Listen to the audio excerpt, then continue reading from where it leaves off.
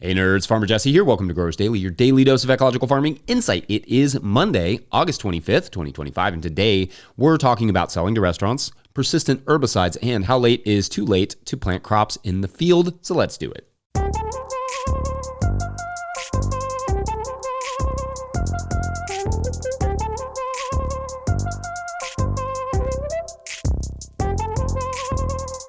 All right, welcome to Monday, friends. I hope you all had nice weekends. If you can't tell by my voice, I did some, let's just call it loud directing from the sidelines this weekend, and sometimes from the couch, but that's a little less dignified. Anyway, it was still a relatively warm weekend. The sun just gets so hot this time of year. It's like it could be 70 degrees and feel like it's the middle of the summer. But the weather is looking quite lovely for the week, so that's nice. However, the dryness here is getting real with no real end in sight. And I definitely did not set the garden up for a mini drought well enough this year, especially after having the complete opposite this spring. I'm able to get stuff, nice and watered in, and to be honest, the tomatoes have almost never tasted better, but it is getting crispy around here. Our poor sweet potatoes, which we dry farm, i.e. we do not irrigate them, are none too excited about this dry spell, I fear, and this is a funny thing to say in a year when we have had 60 inches of rain already. The problem is just all 60 inches pretty much came before mid-July, and then someone turned on the broiler, which was not a good idea. Anyway, not complaining, obviously. We get plenty of rain here in general. Just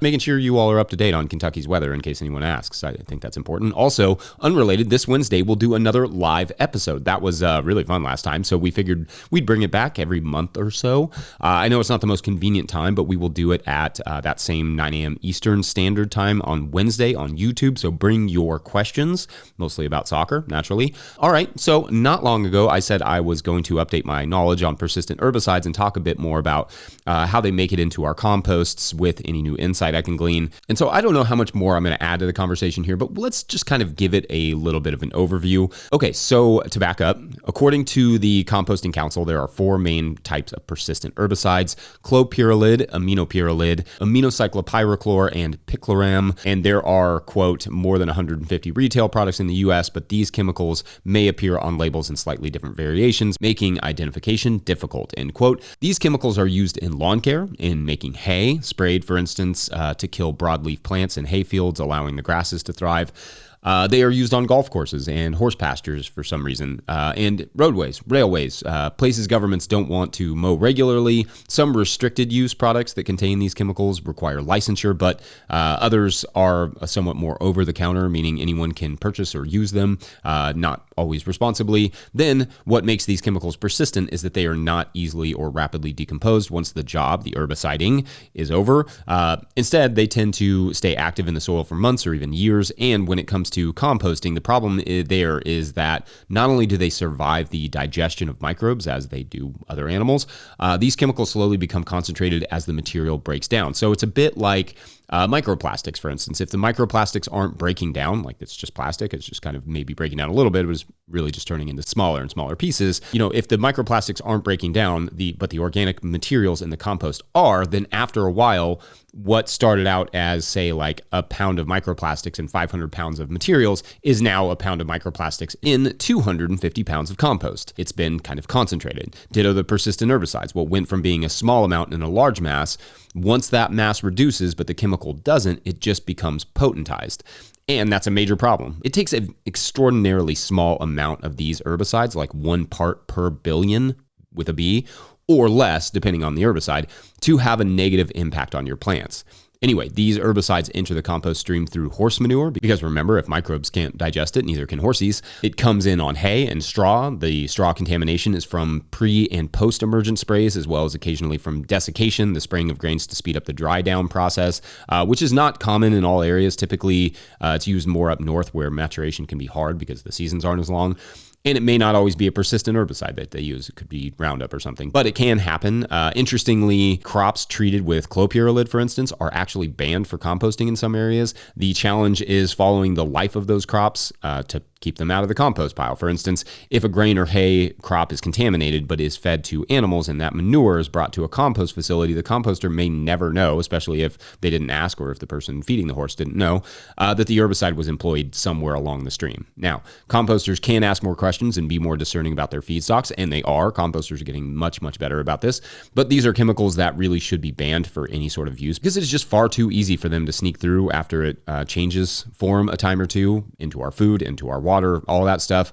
Like mushroom composts are often made from manure that is used as the substrate for the mushrooms. Then those chemicals have gone from manure to making some mushrooms to compost that is used on gardens. That's fun. Now, there is some limited evidence that biochar may in fact absorb some of these chemicals when added to the composting process, as well as, interestingly, microplastics, phthalates, and etc., which I look forward to seeing more research on that, assuming that it comes. At some point, I will get a bit more into how these chemicals act actually once they're in the plants systemically, because the chemicals can in fact concentrate in the produce itself as well, leafy greens, beans, broadleaf stuff. But for now, to be honest with you, I didn't find a ton of new info there, but the info that we do have is getting slightly more robust, so that's good. Anyway, let me know if I missed anything, and we'll take a quick break. When we return, selling to restaurants. BRB.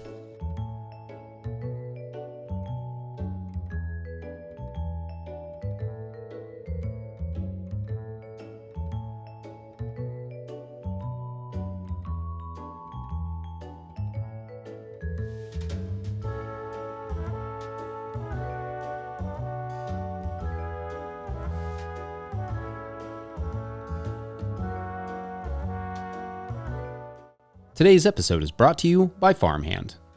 We know it's peak season, you're busy, but the messages you send now are what drive renewals later. That's why Farmhand is offering free, instant access to their farmer-built newsletter builder. No demos, no setup fees, just drop your logo, upload your list, and start sending farm-branded emails that boost sales, engage members, and save you hours each week. Get free access today at farmhand.partners/no-till. That's farmhand.partners/no-till. All right, back to the show. If you, the listener, are enjoying this podcast, getting even a small amount of value from it, consider supporting our work over at patreon.com/no-till-growers. I will try to get to questions from everywhere that questions come in, but I will always get to your Patreon questions. Now, today's Patreon question comes to us from Patreon member Chris Smith, who writes, quote, "Hey, Jesse, I don't really have a question so much as a topic suggestion." Great. I love topic suggestions. Anyway, Chris writes, not sure if you have talked about this before, but it'd be great to hear about selling to restaurants/chefs. It seems like most independent restaurants near me primarily purchase from a big distributor, i.e. Cisco. And I don't really see a way to break into restaurants like that, end quote. All right, so great question here, Chris. And I think I've done a segment or two on selling specifically to chefs, which I'll link at least one of those in the show notes. But one of the things that should also be discussed in this sort of conversation about selling to restaurants is selling to restaurants that don't necessarily have a chef, or at least restaurants whose menu is mostly set. So we've had accounts like this. We have one now, and they can be some of the best accounts because they just want consistency. They're not trying to change the menu every week or month, or if they do, it's just to add something different to the salad mix they already use, but not actually change what salad mix they're getting. Every restaurant is going to be different though. However, to your question, it is a good idea to know the menu of the restaurant that you're trying to sell to and what you could offer year round and seasonally. So lettuce is an easy one to go year round with, whereas something like tomatoes, unless you're in a very specific climate or have some efficient way to warm a greenhouse, probably not so much. So anyway, it's kind of thinking about like what crops can you grow year round that might fit their menu, which you should be able to see online, or you can go to the restaurant and pick up a menu. That's the first place to start. It's also nice to get an idea of what the food is costing them to purchase. Some of this is available online, just Googling around for the price of like say wholesale carrots or whatever it is that you're wanting to sell them, and seeing what they are, what those are going for wholesale. You will not be able to compete obviously with those numbers. Oftentimes these are like massive farms or co-ops that have all the machinery and all the cheap labor that make it hard to compete with. But there are other things that you can compete with, that you can sort of bring to the proverbial table, such as customer service, quality, local support, fast delivery, all that stuff. Anyway, the challenge with getting into these restaurants is getting the attention of the buyer and presenting a price they will even consider. What I usually recommend for this is to go during a slower part of the day, probably when the crew is prepping for service, and bring some samples and maybe a price list. This goes for restaurants with or without a chef. One thing I like to do is to give them a bag of lettuce to taste, like to eat, and a bag of lettuce to just test. Tell them to leave one of the bags in their walk-in for the next 2 weeks just to observe it. If you have grown your lettuce well, it will outlast the other stuff by a mile. So when they say, I don't know, $8 a pound is a lot of money or whatever it is that you're charging, you can have them look at how much lettuce they throw away from the box trucks and compare that to the lettuce that you gave them as a sample. I almost guarantee they are already paying double what they think they are paying when you factor in the waste. Longevity alone has scored us several customers over the years. It takes it from being more than just supporting a local farm simply to do the local thing to having a quantifiable value that other products just don't have, especially when you just get them from a faceless company. And the carrots are sweeter. The cherry tomatoes have flavor and color and variety and so on. Once they have the sample, just make it a point to give them some space. Allow them to think about it and taste the samples and all that stuff. But follow up a week or so later, preferably with a fresh sheet, a list of products and prices. But if it's in the off season, maybe that's not possible. But if you can, that'd be great. Also, be ready to tell them exactly how they can make orders with you. Don't make that part too complicated. Some restaurants will just want texts. Some will want to call you. Some will prefer email.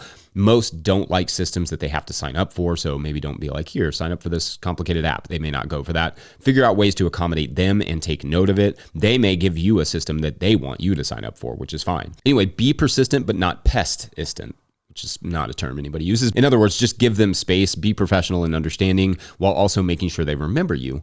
Bring more samples later too, if need be, just to keep them thinking about you, keep them thinking about your farm and your product. Make sure the samples look nice and that anything you deliver to them is at the highest possible quality and looks fresh, clean, professional.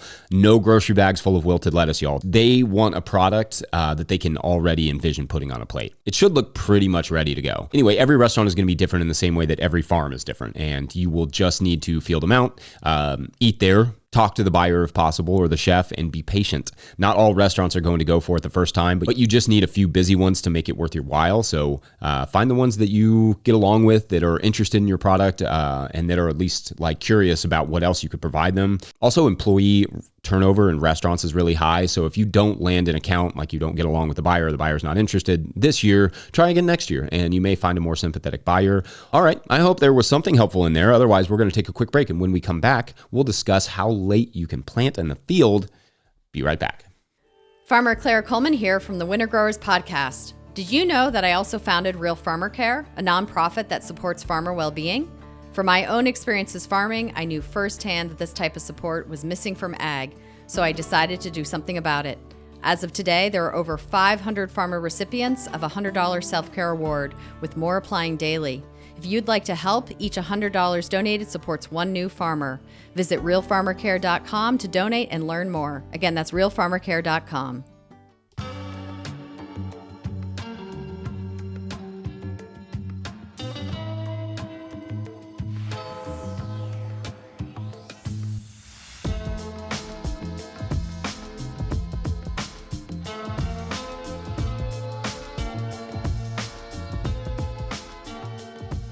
All right, so as we start inching closer and closer to the fall, we need to talk about how late you can plant something into the field. Because with sunlight in our region diving at more than 15 minutes per week, by the end of this week, we will have 15 minutes less sunlight than we did at the beginning of the week.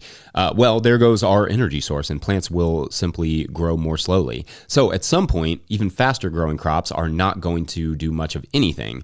They're just not going to grow that much. In that case, how should we determine what we can still plant in the field and what we can't? First, the biggest determining factor for this is your climate and latitude. The further north you are, the less sunlight you will have to work with in the fall, and it happens fast. Like if you live in Calgary, Canada, you will receive roughly 80 fewer daylight hours in September than, say, like Albuquerque, New Mexico. In October, however, that number jumps to 100 fewer daylight hours. So not only will it be warmer in most of New Mexico at that time, but the further south you are, the more sunlight that you will have going into the fall, which means you can keep stuff growing for longer. Can being the operative word there. There are places like higher elevations and drier regions like that, in New Mexico that will be colder still, but where despite the extra sunlight over Calgary, which is a random comparison, it still gets freaking cold, and the cold air will also slow the growth growth down. Sunlight be darned. So that is where climate will come into play here. If you're in a colder region, in order to grow in the field later in the season, you will also need some sort of frost protection, like a frost blanket for most crops that can both, like keep the soil warm around the crop for, the requisite microbial activity, but also just keep the crop protected from frosts. The closer you get to a frost, the faster you will want the crop to reach maturity. Like French breakfast radishes are a 30-day crop in the summer, but will become like a 60-day crop by October, depending on your region. All right, so not only does the crop need to be faster the closer you get to frost, but also it needs to be hardier. For instance, lettuce, spinach, some radishes, turnips, kales, that sort of stuff is relatively hardy and will survive some light frosts, but beans and squash, even if they are roughly the same number of days to maturity, those sorts of summer crops I would not bother with too late in the season because they're just going to die. Now, you could still grow a fresh round of, like, say, peas in some places. Like, we could maybe do it here in the field. Still, it'd be pushing it. But certainly south of us, like I've said about winter-killed peas, you definitely want to have those winter-killed cover crops in by September 15th, but not really a whole lot earlier than that. Any earlier and you risk getting, peas, unless, of course, that's the goal, which, in this case it would be. And fall-grown peas, for the record, can be quite delicious. The latest I will plant lettuce in the field here is October 1st, and even that is kind of pushing it in some years. And I expect when I plant it that late to have to cover it to keep it from getting too frosted. Preferably, I would plant out all my field lettuce by September 20th, especially for head lettuces. Longer season head lettuces will need to be in here a little bit earlier here in Kentucky Zone 6B by mid-September at latest. And even then might need some row cover to finish them off. Longer season cabbages and broccoli would be tough to pull off at this point. I mean, more or less impossible, at least this late in the season for us or anyone north of us. Maybe a fast broccoli or a Napa cabbage or something would be fine until about the second week of September to plant here, but that's kind of pushing it.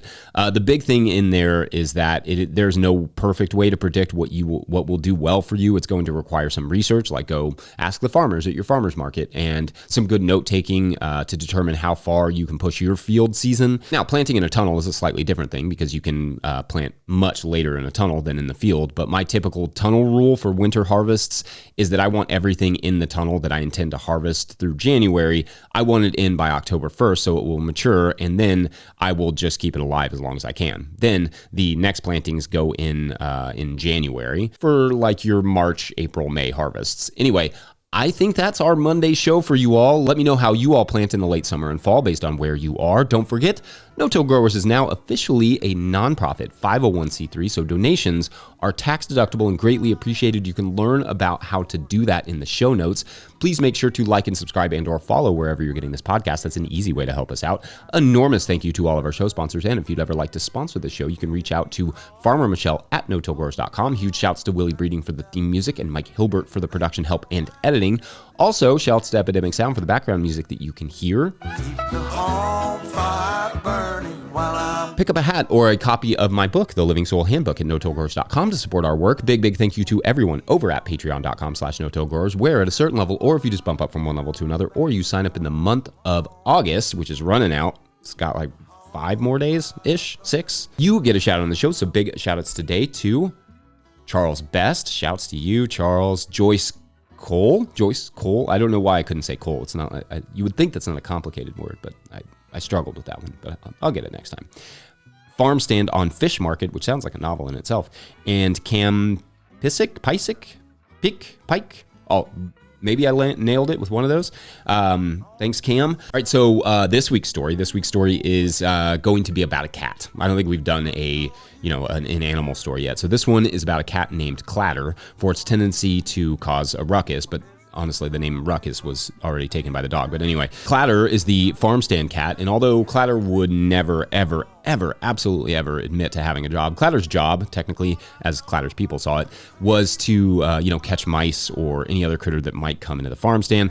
Clatter was extraordinarily adroit at this task, right? Cruel sometimes, to be sure, but effective. And among the mouse-sized creatures of the area, Clatter had gained somewhat of a reputation for, just waiting just until the victim thought it had scored a treat before announcing her presence and pouncing. Then, however, one day, a new creature walked through the door to the farm stand, familiar looking, but very, very small and somewhat delectable looking. And that is for tomorrow on Clatter Kitty and the very small thing that you will learn about tomorrow.